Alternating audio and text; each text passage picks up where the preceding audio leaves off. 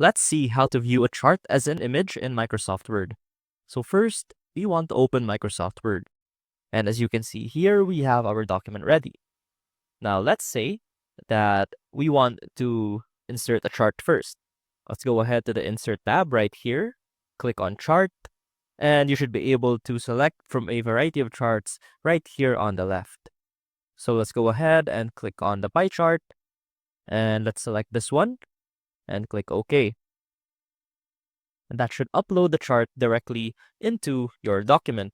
You'll also notice, if you have Microsoft Excel, that you will be able to edit the data directly in Microsoft Word.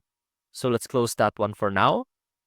Let's right-click on this chart right here on the side and click Save as Picture.